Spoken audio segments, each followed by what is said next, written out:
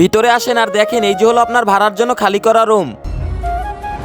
দুদিন আগেই আমি এই পুরা বাড়ি রং করিয়েছি। হ্যাঁ স্যার, ঘর ঠিক আছে, কিন্তু এখানকার লোকজন কেমন? আপনি কোনো চিন্তা করবেন না, এখানকার সবাই ভালো। ঠিক আছে স্যার, কিন্তু ভাড়া কত দিতে হবে? এই বাসা ভাড়া 5,000 করে দিতে হবে। আমি তোমাকে চিনি না দেখে প্রথমে 3 মাসের অ্যাডভান্স করতে হবে। 3 মাসের অ্যাডভান্স? ঠিক আছে স্যার, এটা হলো আমার সেলের নাম্বার, আমাকে একটু কল করে দেন, আমি ওর সাথে কথা বলি। কল? আচ্ছা, দিতেছি।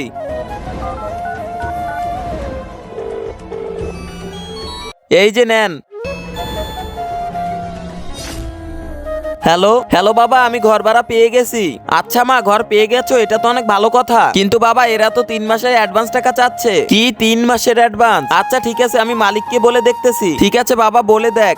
মালিক, গ্রাম থেকে আমার মা কল দিয়েছিল আর বলেছে মার 15,000 টাকা অ্যাডভান্স লাগবে। 15,000? আচ্ছা ঠিক আছে, আমি তোকে কালকে সকালে দিব। ঠিক আছে স্যার। হ্যালো মা, আমি কালকে সকালে তোমাকে টাকা পাঠিয়ে দিব। ঠিক আছে বাবা, কালকে দিয়ে দিস। নেন স্যার, আমি আপনাকে কালকে সকালে অ্যাডভান্স করে দিব। আচ্ছা ঠিক আছে, আমি কালকে আসবো টাকা নিতে। হে আল্লাহ, এই পবিত্র কাবা ঘরের ছবি দেখে যে একটি লাইক একটি সাবস্ক্রাইব করে দিবে, তুমি তাকে হজ করার তৌফিক দান করো, আমিন।